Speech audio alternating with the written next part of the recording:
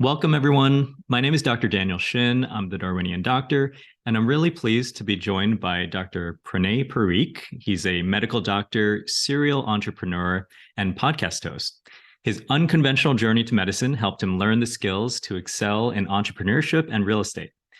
Over the past 16 months, he's bought over $250 million of real estate and helped hundreds of others invest in real estate without being a landlord. So, welcome. I'm really happy to be talking with you today. Hey, Daniel, thanks for the opportunity. And let's talk about that. So, this purchase of massive amounts of real estate has all been part of Ascent Equity Group. And you're one of the co founders of Ascent Equity, along with Peter Kim from Passive Income MD and Myth, Jagapragasan, I think, if I could pronounce Yeah, that correctly. close enough. Yeah, close enough. A myth will understand. And this is just an incredible amount of real estate to have acquired over such a short amount of time. And it is with investors, but could you speak to us about the model that you utilize to kind of pool capital and also just bring investors together to buy such large amounts of real estate? Yeah, thanks, Daniel. I'd like to start kind of how I got started. So I bought my first 4 unit right out of residency. I was like, okay, this is what I'm gonna do. I'm gonna buy one a year and retire in 10 years, right? Seems reasonable. But it just took so much effort to find that property. And after when I tried to find the next one, I was spending hundreds of hours going on Zillow, going on all these websites, and I realized I should have just been working. And that was not my expertise. It was really turning into a second job. And I didn't have this huge portfolio like other people did. And I kind of had to decide, like, what do I want to do? Do I really want a second job in real estate? No, I just want to take some time off of work, go on nicer vacations, spend more time with my family. So it's really just real estate just is a means to an end. That's when I found syndications. I And see. at the time, there wasn't much education. There wasn't your blog. There wasn't all this stuff, and there was Peter's blog. So Peter and I got together. We created a course called Passive Real Estate Academy, and we've taught thousands of people how to find deals, vet them, and invest. And then over time, people are like, okay, now we know how to do all this. We still don't have time to even do that. Can we just invest in deals together? And that's how Ascent started. We were first a very small part of big deals, and now we can take down whole deals ourselves. That's so interesting. And I think that journey is pretty typical. As you know, my blog, it mainly specializes in talking about active real estate investing. So my journey, I started buying small properties just like you did, and then I've scaled up and I, plan on continuing that as a way of active investment into real estate. But I'm realistic. I know that a lot of my readers, a lot of my viewers don't want to do that, or they try it and they get overwhelmed. And I think that if I am realistic, the opportunity to invest in real estate passively actually does have a much broader application than people who are going to do it themselves, like you and I started to do. So, um, this model of pulling investor capital and taking down deals, as you call it, is called syndications, right? Could you tell us a Correct. little bit about that model? Yeah, so syndication sounds kind of scary, right? I think of a crime syndicate, but what it is really just a group of people together, and they've been doing this for years and years. Actually, the Empire State Building, when it was first built, was a syndication. A bunch of rich people got together, very rich, and did this. But in 2012, with the Jobs Act, it really made it so normal people can get it, and it's a way to create wealth and get all the benefits of real estate, including depreciation, tax deferral. It's like you own a piece of the real estate because you literally own a share in the building, but you don't have to do the stuff, the property management, you know, uh, people always complain about a toilet leaking, right? And so it's a way to get exposure to an asset class, really part of a well-diversified portfolio, something that's creating income without you having to do very much. And I think it's part of a good kind of index fund investment. And right now, portfolios are actually doing pretty well, and it's a nice balance between kind of the stocks and bonds that everyone else invests in. Yeah, I think that that fear, you know, to a large extent, it's a controversial fear because I get called about toilets in the middle of the night, even though, you know, I own, you know, 28 units of rental property. I don't generally, you know, the exception to that is a couple of short-term rentals that I manage actively, but the rest of it, I've got property management and they take care of all of that.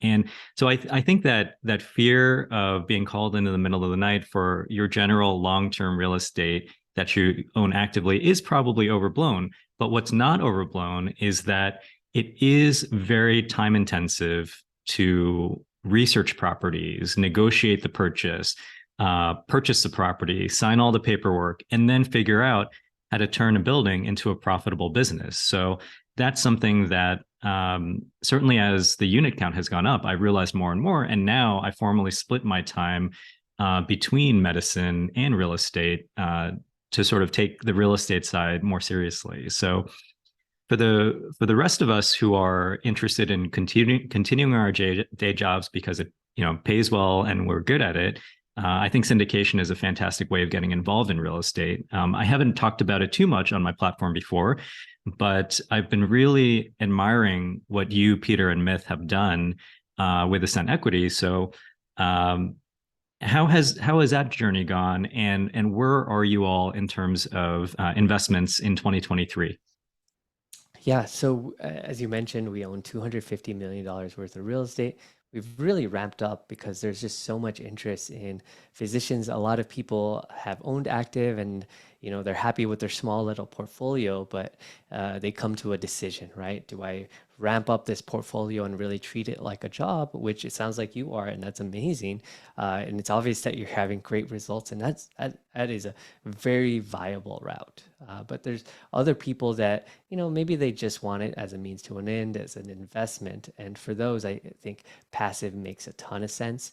And actually, for people that have a large active portfolio that's turning a profit, passive makes a ton of sense because you're getting all this depreciation that you're able to use against the passive gains that you're getting. In terms of 2023, we're kind of in a weird place when it comes to real estate. Interest rates have gone up tremendously. So we used to get, a 2-3% interest rate in early 2022, and now we're looking at 6 or 7%. I've even heard of 8 and 9% quotes from people for investments. So that has put kind of a clamp on purchases. So we actually haven't seen many deals at all. So buyers want a discount, sellers are kicking themselves in the butt for not selling last year and getting a premium. And so they're hoping the economy turns around and interest rates drop, and they're kind of doing whatever they can to hold on. So the market is just kind of frozen. We think that might change at the end of the year when interest rates potentially drop, maybe early 2024. However, our last deal was in November, and that deal was killer. We sent out our first distribution check in January. We're already at year 3 rents, and we've only owned it for 6 months. So we've been really excited to try to get a deal, and we finally found one because we're not just going to take any deal. We wanted a deal with a humongous discount, one that makes sense in current economic times, and one that is as recession resistant as possible. So the one that I saw that I'm excited to have you share with my audience is called Encanto, the Encanto deal. So where is this deal, and can you tell us more about it? Yeah, and before I get started, I just want to Mhm. mention 3 things to look for because I know a lot of your listeners will uh, kind of buy their own property. So 3 things. One, purchase price. Mhm. That is by far the most important thing you can have. So if you overpay for something, that means when you sell it, you're going to expect someone else to overpay for it, right? And that's something that you can never change, right? When you buy and when you agree to it, you're stuck, right? So number 2, cash flow. You want a property that's cash flowing well. That means you can cover all your expenses. You have a nice big cash reserve, probably need a bigger cash reserve than we have in the past. and you're taking home cash, or you're sending home like 3 to 5% like we do to our investors, then that means you can really ride out anything that goes wrong in the economy. And the third thing to look for is the debt. And I put this as number three. It's super important, but this is something that you can change, right? You can refinance. But debt, we're looking at fixed debt long term. So long term in commercial real estate, not residential, is 5 years. So at least 5 years. And we want to take the risk of the Federal Reserve increasing interest rates out of the picture. And they've done it 10 times, 10 times in the last year, which is the most ever in recorded history. It went from 0 to 5.25. And historically, the highest ever before was 2%. So long-term fixed debt, so it's not adjustable, and you want to kind of look at the term and the rates and try to get the best rate you can. Fortunately, we're able to get much better rates because we're buying a large apartment complex and we're getting it straight from the government. Kind of the other, like if I went to go buy an investment property, it would be um, 8 to 9%, Hmm. depending on where it is. And it's just hard to make numbers work like that. So thank you for getting into that. I think it has been really frustrating from an investor standpoint because the last 6 months, it really has been a very interesting time because, as you mentioned, a lot of people who are trying to sell their property, they're still trying to get the valuation that they hoped for, in the middle of 2022. Whereas when you analyze deals now and you plug in the interest rates that you can get through conventional financing sources, it just doesn't make sense. And, I've even taken a look at bare land that I own and priced out building new construction, thinking that, I already own the land. Why don't I build on it? When I look at the construction loan terms, it makes what could be an affordable deal with the interest rates from last year. The numbers don't work out. So it's like, I guess it's just going to be bare land for now. And then, certainly when you're buying already built real estate, that divide between the hoped for purchase price and on the seller side and what you're hoping to buy it for, I've heard it's as big as 2% right now, which is the biggest it's ever been. So how do you reconcile that when you're looking for deals and you're trying to find a good one? How do you find the one where you're able to meet sort of halfway or figure out a purchase price that works for both you and the seller?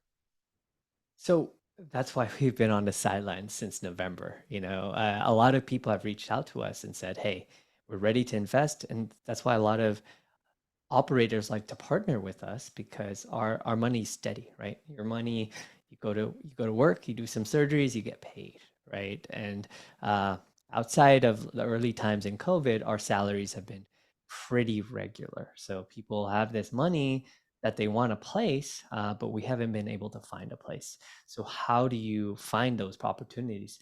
And it's unfortunately there's no magic trick. It's hard work, right?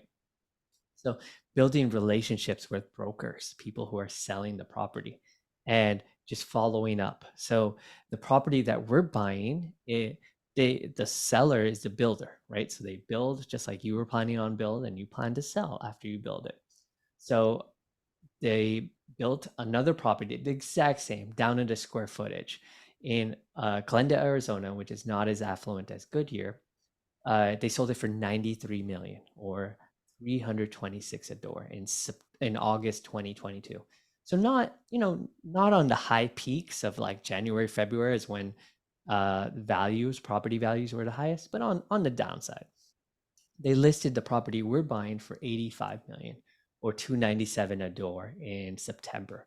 But between that time, August and September, interest rates went up a ton. So they weren't able to sell it. So we offered 55 million to them.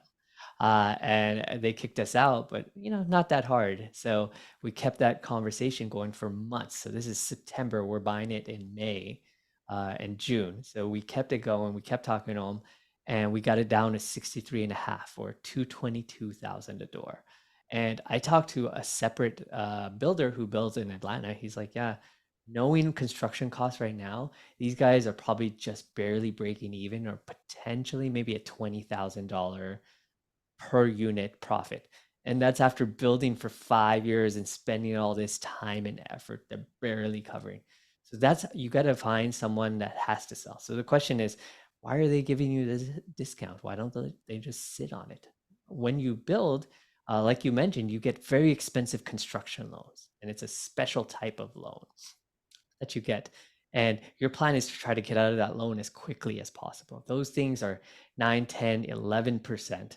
They're even higher than the loans that you and I can get on investor properties because construction is high risk, right? So lenders, anytime there's high risk, lenders will make you get a higher interest rate. So these people are highly motivated to sell. And we happen to be in the kind of the right place at the right time. Actually, they interviewed us at that. Once we got to 63 and a half, it wasn't like, hey, you guys can have it. No, it's like, okay, let's go to the market. Let's tell everyone we're selling this for 63 and a half. And there was actually a lot of interest at that price because it was a steal. And we had to do multiple interviews. I felt like it was like a job interview. And at the last phone call, the broker, the person who helps sell the property, let go. He'd say, hey, it'd be really nice if you, the capital source, the people who are raising the money, would visit this property because everyone else is in New York, finance, private equity, and they're not going to do it. And so, literally 2 hours later, Myth, my partner, was at the property, and he doesn't live in Phoenix, he lives in Colorado, but he had flown there, like literally bought his ticket at the airport. I didn't even realize you can do that anymore. And flew there, and they were like, okay, these guys are serious, and we were able to get the deal. But for your listeners, like if you're trying to get deals that no one else can get, like you have to do something different. You can't just do the same thing that everyone else is doing and expect different results. I imagine Myth is on some strange list now with the government saying he buys tickets last minute at the airport. Watch out for this guy. No, but that is amazing, and that probably displayed a lot of conviction and a lot of seriousness when he hopped on a plane with moments' notice and flew to check out the property. Yeah. And that phenomenon where investors will buy property just from looking at it sort of virtually, looking at sort of information on a screen, and when you're investing millions of dollars, it's such an interesting thing, and I think there are probably similarities in other industries, but I just find it hilarious that I've done it myself. I bought property sight unseen, and um, you know, or at least gotten it under contract sight unseen. So it's this interesting thing that happens in real estate, I feel. So what did Myth see when he got to the property? Did he tell you? Did it confirm everything that you had hoped for with this property, or were there things that had been left unsaid? Yeah, so I'll show you some pictures. It's the property's brand new in 20 built in 2022. It's beautiful. Pull this over here. Yeah, so here's one of the buildings. There's 5 different buildings, and this is the pool, and it's beautiful. And some of the things that you got to worry about real estate in terms of risk, because we're really focused on risk right now, because potentially we're in a recession already, or we're definitely headed towards one.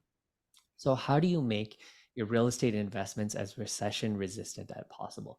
Knowing that it's always a give and take, right? If it's highly recession resistant, then maybe your returns will go down a little bit. But that's a if we can decrease our downside risk huge uh, and take a small little hit on our upside, that's fine with us.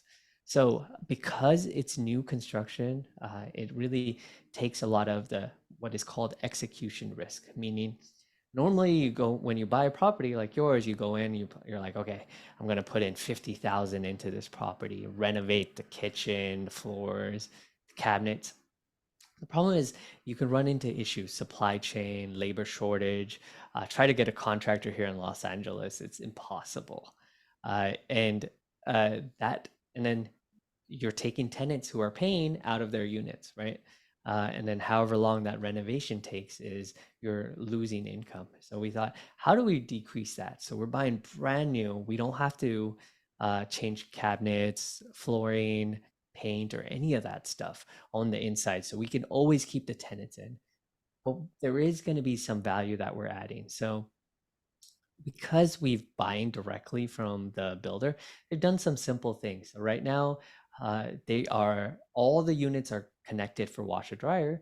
So it makes sense to charge an extra $50 and put them in all the units, and you get paid. You make your money back in like 15 months. It's a no-brainer. However, these people, they're renting.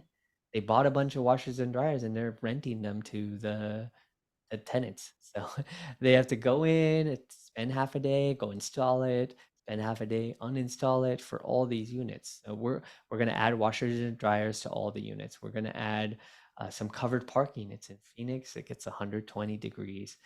Some reserve parking, and then we're going to update some of the outdoor areas.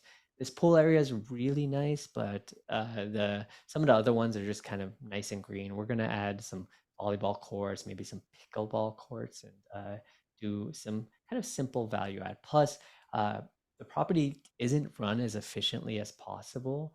And we know that with our property management, we'll be able to do much better than that.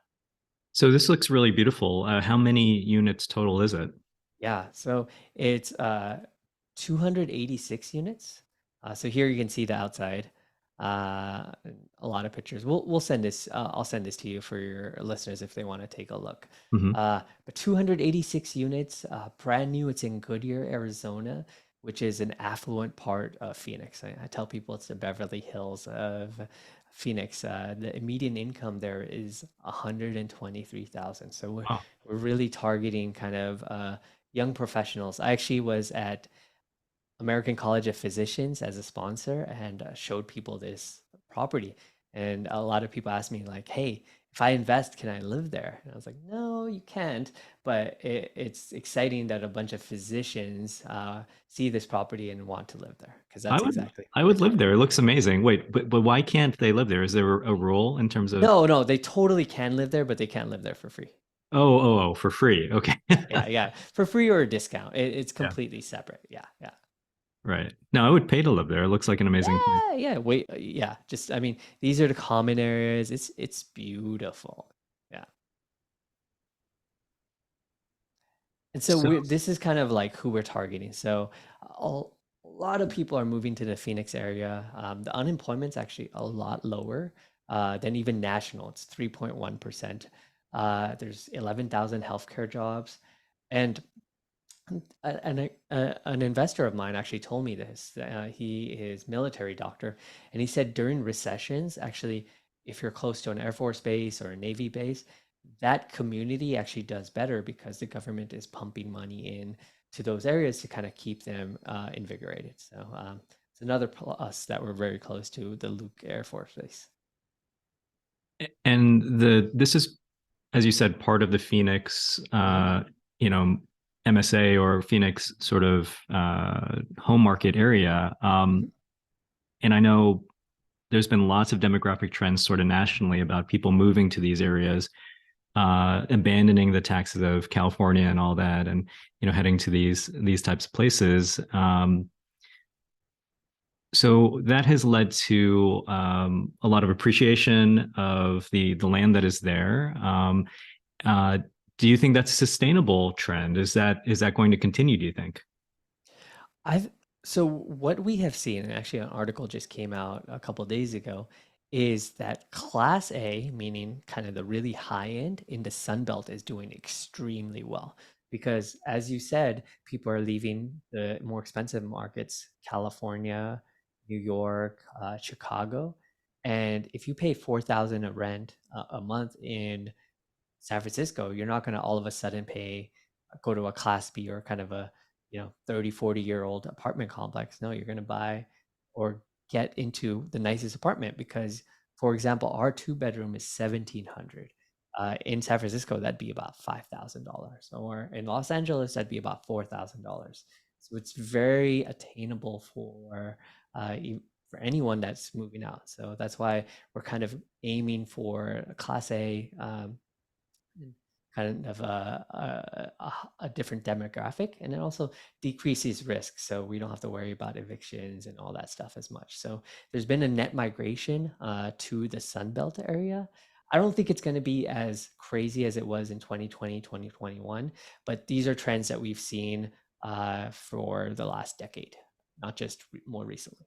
Well, that is, I'm not just saying this, but that's an affordable price point. You know, if you consider your average professional salary, at that price point, you're spending a fairly small amount of your available income on housing. And I guess that's the appeal of places like Phoenix versus Los Angeles, where you're, you know, you know this, you know, because you live in the area. But I mean, what is $1,700 going to get you in Los Angeles? Probably like a studio apartment if you're lucky.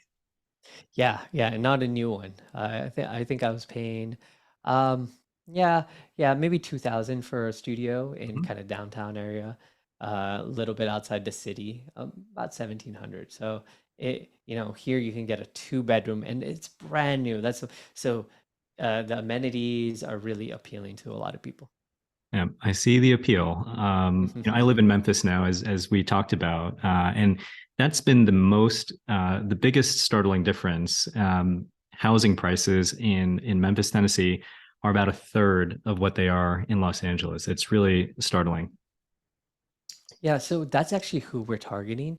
So we are targeting people that are priced out of the housing market to give them a really safe, clean, full of amenities place. So average house in Phoenix is 650, which is cheaper than LA, but not a ton. So average mortgage payment would be, actually, I got to look up the new numbers. It's probably higher. But when we set up this deck a month ago, it was 2,900. Hmm. So our average rents that we're asking is 1,435.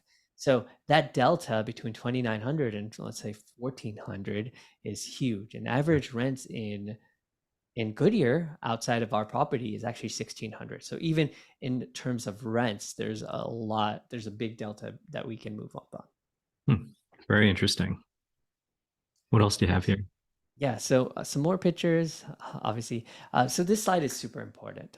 This is kind of our returns. So we always say net returns, meaning this is money that's going to hit in your pocket. So the IRR is 13 to 15%, and IRR means internal rate of return. And it's kind of a complicated situation, and it tries to take not just how much you make, but time into the issue. So the annual return, how much you make per year, including, so if you take all of what you'll make, every dollar in the whole deal in 5 years, you'll make about double your money. So divided by five, it's roughly 19 or 20%. But because you make a majority of that at the end, that's why your internal rate of return is a little bit lower than the 19, 20%. But Oh, about that's double your interesting. money. Yeah, about double your money in 5 years, and that's net of all fees. So that's interesting. I knew about internal rate of return. I wasn't actually aware that it's time weighted. So even though the total numbers reflect a certain number, since it comes at the end, it's your IRR drops a little bit because it's backloaded like that. Correct, correct. So if this was a 3-year hold, for example, this would be a much higher IRR. But we thought 5 years, it's kind of a balance, right?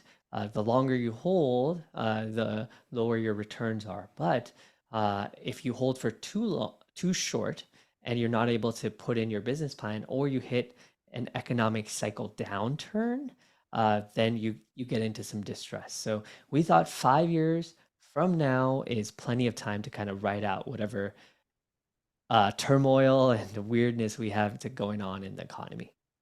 Okay. And so for my listeners, basically, just to reiterate, internal rate of return, it includes all the rent and distributions that you're going to be receiving as an investor, plus your share of the eventual exit, or which is generally a sale, right?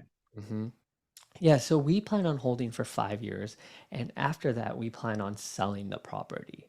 A lot of times I get the question, like, what happens if you can't sell the property in 5 years? We think that's long enough to kind of ride out everything that's going to happen. We actually think interest rates will drop by then. But we are actually predicting with current interest rates, so high interest rates, will still get these type of returns. And if for some reason it's a bad time to sell, we'll get a refinance, we'll get a different loan, we'll potentially send back a large chunk of your money through a cash out refi, and then we'll just hold. We're very patient investors. We think long term, so we'll just wait a couple years until it becomes a good time to sell.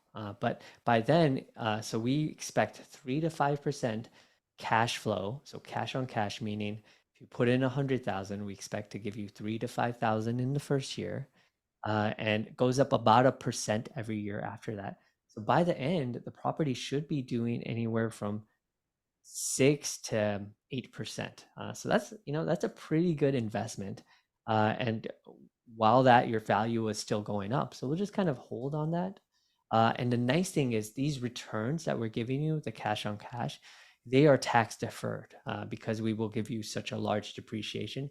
So it means you won't be paying taxes on that money for 5 years until we sell the property. And at that point, when you sell, you can choose to pay 25% taxes on it, so a lot less than your marginal rate at 37, or you can get into a new deal and defer some of it, not all of Mhm. it, some of it. And that kind of is determined by your actual tax situation. But still, 5 years of tax-free wealth is pretty powerful. So I want to get into the details about tax and depreciation, but before Mhm. we do that, I wanted to address this. So a common question I get is, if you have a beautiful property like this, why wouldn't you just seek to hold it for 100 years? Why do you want to sell it all? Great question. So we think the 5 year mark is going to be very enticing for people to buy. So the question is like, why did we get this big discount? So we talked about the construction loan, but their pool of people who would buy this was limited because the property is not stabilized. Stabilized means that it's 95% occupied or more. And when you get that, you appeal to a lot more buyers, people that they have covenants that they can only invest in super duper duper safe stuff. So that's kind of the value we're adding. We think we can get to 95% pretty quick. And you might be thinking, who are these people? Institutions, Blackstone, uh, insurance companies. All these insurance companies we pay premiums to, they're sitting on piles and piles of cash. And they don't want it to just sit there, so they invest in it. But because they might have to put it out in claims, they need to invest in something that's really, really safe. So it has to be stabilized, but it also has to be pretty new. So it has to be less than 20 years old. Hmm. So when we want to sell this property, it's going to be stabilized. It's going to be only 5 years old. It's going to be really appealing to people. And you will make about 40% of your total return over those 5 years in quarterly checks. The Mhm. property is already cash flowing, so the first check's going to go out in a couple months, and then you make that the rest of the 60% on the sale. And we want to give you back that 60% because now we think cash flow is super important, and the faster we give you your money back, the better. So instead of Interesting.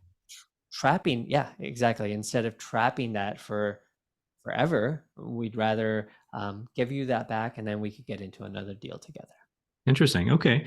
So I guess one question that sparked in my mind by hearing that is, how occupied is it now? What's the occupancy, and what's that delta that you're going to have to overcome to get it stabilized? So it is currently 87% occupied. We think they're getting close to the limit of their expertise. They're builders, right? They're not managers or property managers or anything. But our contract, our PSA, our purchase service agreement, says that they have to give us a property at 90% physically occupied. Hmm. It's currently pre-leased, like they've signed all these leases to 91%. So we think they'll get there pretty quickly, but that gives us some protection that they don't pull any funny business. And so we think, so the delta between stabilized and what they're going to give us is 5%. And we think we can get that pretty quickly. That's really interesting. It's almost perfect because it's not occupied to the percent that would appeal to sort of like the large institutional investors, but it offers an opportunity for Ascent. So That's great. So getting back to the taxes and depreciation, and I think probably most of my I would hope that most of my viewers understand what depreciation is, but can you quickly go over that and why it's so appealing? So depreciation, it gets kind of hard to understand because it's a little paradoxical when you talk about real estate. So I like to think of cars, right? You buy a car, you take it off the lot, it just lost 20% in value, right? So and when you think about cars, every year that it gets older, it loses value, right? So the government's, at least on paper, says the same thing about real estate. They say, hey, this real estate is X amount of years old. It's lost um, 20%, 30% in value. And you're able to use that against your gains to kind of balance it out. So the government really incentivizes in the tax structure real estate. It's written by a bunch of property owners that want to Mhm. save on taxes. So there are a couple things. So, say you had $1 million property. They say, okay, this property is going to be dust in 27 and a half years. So you can take that value, divide by 27 and a half, and so around 33,000 is the negative loss that you'll get every year. And you can take that against your taxes for the property alone. And so if I said I made 32,000 in profit, then if you subtract those, I'll still have a negative loss of $1,000. So now all of a sudden you gained 32,000 in rent in distributions, but haven't had to pay any in taxes. And that keeps going and going and going until you sell the property. And then assuming that you sell for a big gain, you're going to have to pay back some of those Mhm. taxes. Yeah, So, I think that's a great description, actually. It's like mhm, in my mind, it's similar to how you described it. It's the stuff wears out mhm. tax deduction. And it's a way that the government essentially acknowledges that over time, property, just like everything else, does wear out, and it's going to take money to essentially keep it up and running. So, and it's also a way to incentivize people to invest in real estate because, as I've talked about on the blog before, it's something that the government doesn't want to do 100% themselves. So they incentivize the private sector to do it for them. And I think depreciation is one of the major reasons why people do invest in real estate. Totally agree. Totally agree. And then to go back to our car analogy, some smart people said, hey, government tires, they wear out a lot quicker than the body. And these windows and mirrors, we should be able to accelerate the depreciation. We shouldn't have to wait 27 and a half years. So that's called cost segregation, where you break down the components of a property into things that will accelerate quicker and slower. So that, along with something called bonus depreciation, basically you get a multiple of your depreciation, which last year was 100%, so you get to double it, uh, and it's going down 20% a year. So this year's 80%, next year 60%, and so on. So with cost segregation and bonus depreciation, we're able to get you 50 to 70% of your full investment in the first year in depreciation. So if you put in 100,000, you'll get anywhere from 50 to 70,000 in depreciation. And uh, the question I get next is like, oh, okay, great. So I can take that off my taxes. The answer is no for most people. So if you have rental income that's positive, great, you can use that.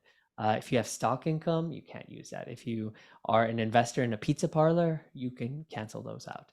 But Mhm. what for physicians like Daniel that are surgeons, or maybe they've invested in a surgical center, you can use that against a K1 you get it from the surgery center. So I actually talked to someone yesterday and she's been able to negate her whole surgical center income because of all the negative losses that we give her. So for $100,000 investment, she's getting anywhere from 50 to 70,000 in negative losses. She will use that against her against 50 to 70,000 in gains from a surgical center, and at 37% tax rate, she's basically making 25,000 in profit from taxes that she wouldn't have paid. And this is not talking about any returns at all. So it's very powerful for those people that have passive gains elsewhere. That's really interesting. So basically, through cost segregation, accelerated bonus depreciation, if you have the right type of income, you could invest a certain amount of money and then use that depreciation to write off or essentially show a loss, a significant loss in the first year, and tax shelter other parts of your income, basically, right? Exactly, exactly. And that's not even talking about the gains that we mentioned earlier. That is money in your pocket. So it kind of writes off. I mean, it basically will double your investment return. Okay. And then, so some of I would say a minority, but some of my readers and listeners are real estate professionals. So if they have active income from sort of a day job, in addition to the real estate, that would be able to directly apply to their active income and tax shelter that, right? Correct, correct. So, what I tell people is do just enough active real estate so that you get real estate professional and then put on all the rest of your money into passive real estate or syndications because the the amount of depreciation you get per hour spent, it's almost infinite, right? You spend an hour looking through a deal, vetting, investing, and the amount of depreciation you get is huge. As opposed to active real estate, you get a lot of depreciation, but you also put in a lot of work. Mm-hmm. Okay, so we've talked about who can use depreciation, what it is, and why it's so interesting. I want to zoom out a little bit and talk about sort of the Phoenix area because we talked about how it's been the beneficiary of so many demographic trends, but also I've been reading recently that there's a very real possibility that there's going to be a water shortage, or there already is a water shortage. So, I mean, that's a pretty big deal, right? What are you guys going to be doing about that? Are you going to be digging new trenches, making new aqueducts? Is that a real issue, basically? Yeah. So this is really in the news lately. The Fed actually stepped in and said, "Hey, Phoenix, California, and uh, Las Vegas, you guys have to get your act together." And so Phoenix actually just last week in early June of 2023 passed an ordinance that says any new construction has to prove that they have enough water for 100 years. 100. So what's that going to do? It's going to halt all new construction. And given that our building is already built and grandfathered in, it's going to restrain supply. And for us actually be a big positive. You never want to root for water issues, but short term, it's going to be a huge positive because it's going to decrease our competition. Long term, there's potential issue with water in the future. I'd say 10 to 20 years, and we're going to be out of the property by then. I think they'll get their act together. Las Vegas, and this is kind of counterintuitive, is extremely water efficient to the point that they're kind of a beacon of water efficiency. They kind of have to be, right? They're in the desert, and so I think a lot of people are going to learn from that. The biggest water hogs are kind of the Central California, by Mhm. they have a lot of water intensive nuts and vegetables, and a lot of that goes out of country. There was a big issue with growing a lot of alfalfa and sending it to the Middle East to be Mhm. eaten by cows. So I think that's probably where a lot of the pain is going to be, from all these farmers just making a fortune from using the water that they have water rights for, like 50, 80 years ago.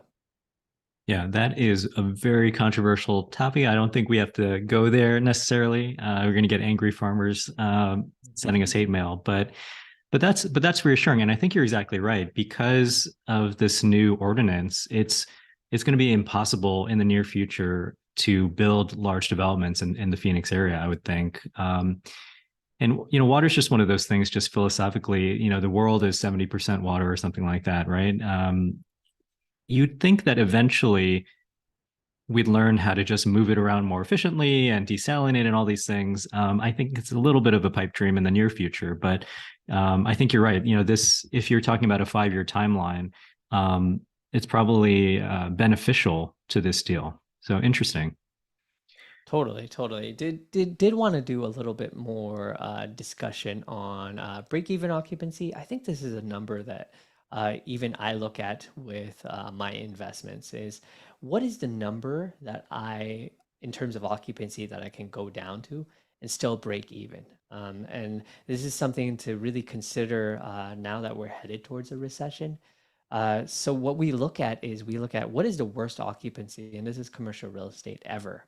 And as you can imagine, it's 2008, 2009, it went down to 88%. Or said another way, that means the vacancy is 12%.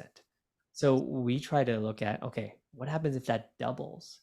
Can our property still survive? What happens if that triples? So triples, the worst ever in the past 30 years. And our break-even occupancy in the first year is 61%.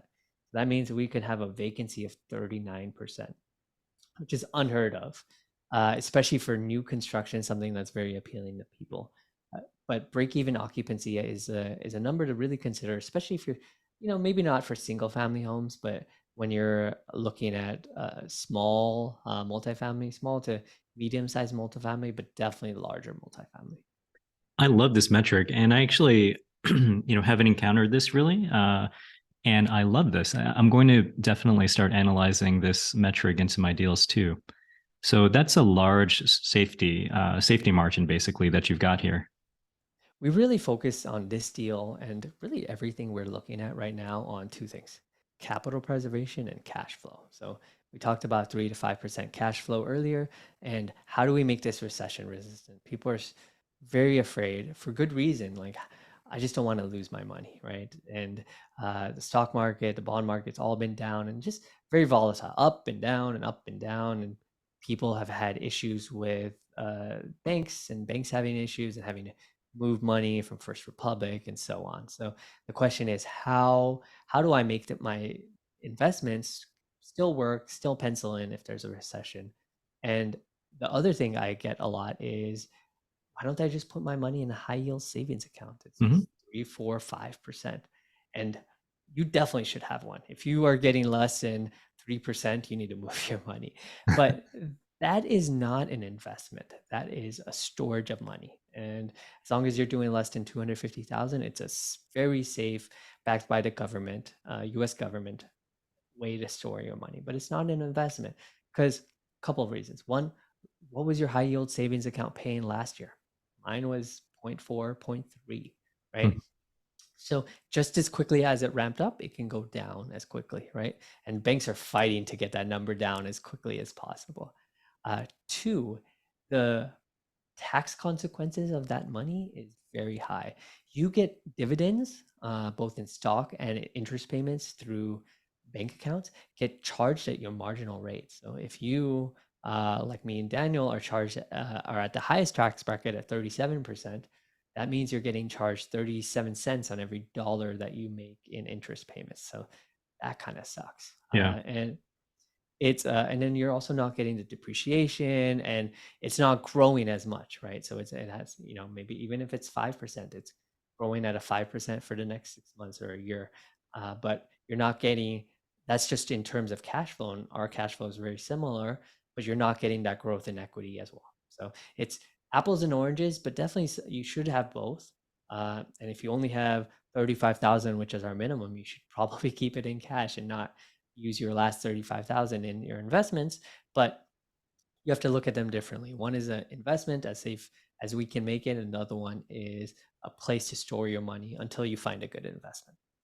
Yeah, I really enjoy that you brought up this topic, Pranay, because I think a lot of people will look at that 3 to 5 percent cash on cash return in the first year and say, well, don't you get, 8% when you invest in the stock market? Why shouldn't I just invest in stocks? And I think stock market investment is actually very important. I promote index funds as a way of just very easily diversifying your investments. But I think people just are totally asleep on the other benefits of real estate investing, and that's why I write my blog and try to spread the word that, especially for high income professionals, a lot about your eventual wealth is going to be determined by tax mitigation, because as you and I know, taxes are the biggest expense for high income earners. And if you can invest in things that not only gives you a return, but also mitigates your taxes so that you have more money to invest now, it just magnifies your ability to compound your wealth so much. So, you know, I am totally in agreement with that. You should definitely have reserves. You definitely should diversify. But if you're not investing in real estate, I think you're just doing it wrong, honestly. Yeah, yeah, I totally agree. And this is some of the numbers that I mentioned earlier. It's brand new, Class A plus location. They are literally across the street, 10 feet away. They're building the Goodyear City Hall and Class A, really high-end retail and office buildings. And so the the government and every construction is very expensive right now. So they're really putting in a lot of money in that area right across the street. We're getting it for super cheap price per unit. And here's the average rents 1400 is 1435. Goodyear, other apartments around the area 1645. So even that delta is pretty large. But the mortgage for an average home is 2,900. So those are really the people that we're targeting. We're getting a big discount. And so one of the things that we're doing, and Daniel, I know you love forced appreciation. Forced appreciation is where you don't count on just the market getting better. You try to go in and you change things to increase the value. So because we're adding washers and dryers to all the units, there's two rooms that are laundry rooms that are coin operated, as you can see, that don't need to be there, right? Because everyone has washers and dryers. So what we're doing is we're turning those into rentable units. So it's here's this space that made a couple dollars a day, but we're now charging a month's worth of rent for each one. So that alone is going to increase the value $1 million, and it's Wow. only going to cost us about 50,000 to do. And there's two units, so we're going to turn them both into studios. We'll try one bedrooms, but probably studios. So that's an extra 14 1500 a month per unit, so an extra 36,000 or so a year, without having to do much work. So there's not many things that move the needle that much. And what are you going to do with those beautiful washers and dryers that are in there now? We're going to sell them. Yeah. Yeah. So washers and dryers, obviously you're going to just purchase them and then put them into the units, right? It's not going to be some sort of a Yeah. lease contract or something like that with the Yeah, service. so it'll take us 15 months to break even. And then after that, it's going to be strictly profit for the washers and dryers. So Excellent. there's not many things that you can do that give you a return of investment ROI in 15 months.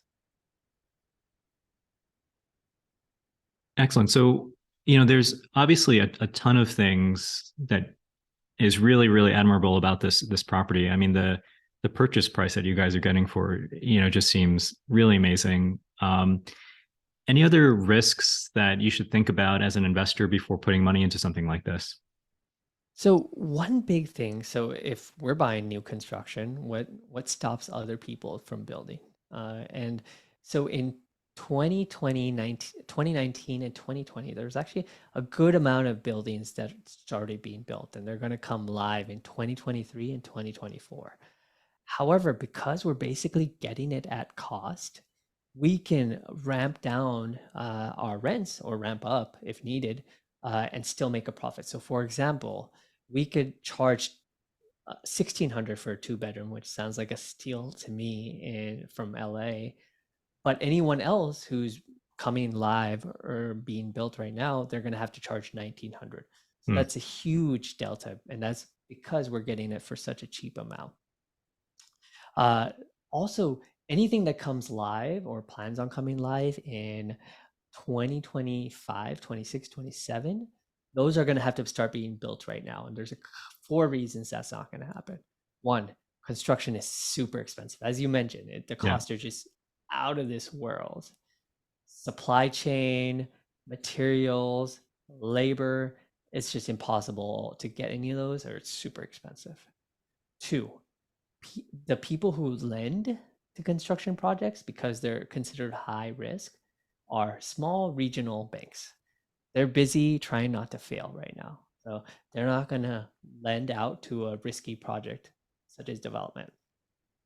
However, if you were able to qualify for a construction loan, it's probably going to be 15% plus.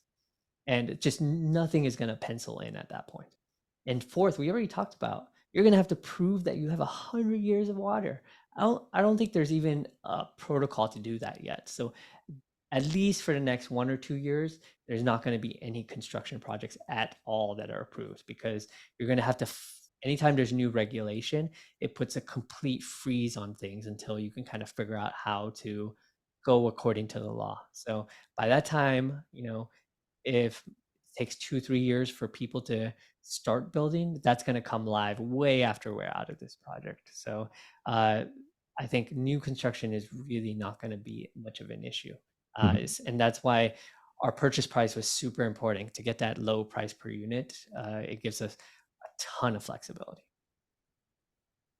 Okay. And basically, not everyone is allowed to invest in a deal like this, right? Could you just tell us a little bit about who can put their money into a deal like this? So there are two general types of syndications in terms of legal structure, and they're according to the tax law. So there's 506B as in boy, and for those you have to have a prior relationship with the syndicator, who would be us. So we can't advertise, kind of like what we're doing right now, and uh, so anyone can get into those deals as long as you have a prior relationship with those people. We are what is called a 506C, as in cat, where we have to, and legally we have to take accredited investors. So that means by a third party organization that you have verified that you make $200,000 a year for 2 years, or $300,000 for 2 years as a couple, Hmm. or your net worth is over $1 million minus or not including your primary residence. So those are kind of the three ways that most people become accredited, and most people do it via salary, as at least physicians, because my net worth is super duper negative because I own a bunch of real estate. So I get in through the salary. Okay. So you have to be an accredited investor to invest in a deal like this. But uh, if you do want to diversify and get into real estate, this does seem like a really, really amazing find. So congratulations on having this deal under contract. What is the timeline? So right now, when we're recording this, it's the first week of June. You told me that you're already about half funded. Is that right? Correct, correct. So people have been dying to find a good investment because inflation is eating away at your money, unless you have it in really, even a high yield savings account, it's still net negative in terms of inflation. So we are a little bit, actually almost about 60% full. Hmm. And our close date is June 30th, but we expect to be fully funded after that. So, if you're listeners are interested, definitely, I know there'll be a link along with this video. Try to reach out and connect to us quickly, and Hmm. we're actually going to give some preferred terms to you and your listeners. So happy to talk about that as well. Perfect. Yeah, so got to act fast. And what is the minimum investment? So the minimum investment is 35,000. We try to make it very attainable for even us internists, and a lot of times people want to kind of dip their toes in for the first time. So yeah, 35,000.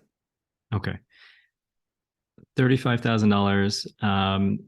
And you mentioned that sort of the more, we can go into it a little bit later, and I'm sure people are going to, once they inquire, um, they're going to be able to find out more about the actual, returns, as you're saying, the preferred return. Do you want to go into that now?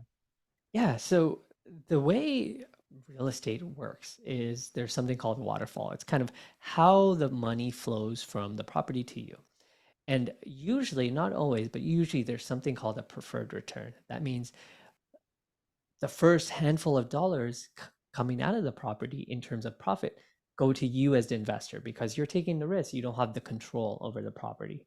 So you should be paid for your effort. So I tell people preferred return is the compensation for the risk that you're taking, and the trust that you give to the syndicator. So for our waterfall, we think it's very investor focused. So we say that we'll give you an 8% preferred return per year, and then all your money back, and then 75% of the profits go to you. So in actuality, for let's say $100,000 investment, we owe you $8,000 per year. And if we don't give that to you, it kind of adds up. So if we give you 5,000 next year, we have to give you 11,000. So at the end of 5 years, you would get that 40,000, so 8% times 5, and times 100, and all your money back, so 140,000 before we see a dollar. And then after that, you'll get 75% of the profit, and we will get 25%. So as you can see, we really get paid at the end, which is fine with us because we really believe in this deal. And there's a couple of different tiers. So if you invest over 250, you get 9%, over 500, 10%, and over a million, 11%. And so for any new investor that hasn't invested with us before and knows Daniel, then we will aggregate all your capital. So that means if you say you and 5 of your friends that have never invested with us before get 250, we'll group all of you at the highest tier, even though separately you invested a lot less. As long as together you've invested 250 or 500 or a million, we'll get you everyone in the group at the higher tier. Wow, that's a great way of increasing the return. So fantastic. And one thing that I was interested in and found really amazing is that can you just speak to a common question as we're closing this chat? Is you talked about a little bit about how you guys get paid. Can you talk about that just a little bit and how it's a little bit different than traditional syndications?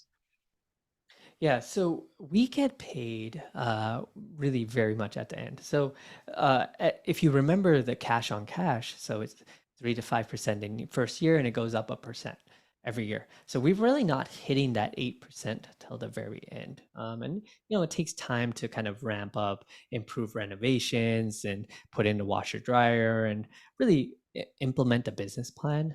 So that means every year we owe you money, we owe you money, and we owe you money. And actually, even after we hit that 8% number, we owe you all your money back. So we think that takes a ton of risk off the table because we're not seeing a dollar minus a little bit of fees that we use to kind of run the show. We're not seeing a dollar till the very end. So at the very end, after you get all your money back plus the 8% or say 9% if you invest more, then you get 75% of the rest of the profits. And we are partnering with this group called Sunrise in Phoenix. They live in Phoenix. They've had 5 exits that you can see in the deck. And we will split that 25%. So there's no other waterfalls. There's no other promote. I try to keep things very simple. I tell people I want it simple so me as a doctor can understand. So we just split that 25%, and you get, as an investor, get the rest. And if you have more profit at the end than expected, more gets distributed out. So amazing. Well, Correct. Pranay, thank you so much for spending the time explaining this. I'm really excited to bring this deal, to my listeners and viewers. And it seems like an amazing find. So congratulations. Thanks, Daniel. Super excited to give a lot of physicians this opportunity to be able to invest without being a landlord, something that's really safe and gives them cash flow. Right? $3,000 to $5,000 is not going to change your life, but that's a great. It's a great vacation. It's time with your family. It's paying for a graduation party. It's stuff that you can actually use and not pay taxes on. Yeah, I think there's the cash flow is nice, but what's really special about deals like this, and as I learn more about it, the benefits are much more than just a cash flow. It's the tax write-offs, and it's the starting of that compounding effect through leveraged investment that you can do through real estate that is just very different than stocks and certainly in your day job. So thank you so much. Really enjoyed talking with you, and I can't wait to bring this to my viewers. Yep, thanks.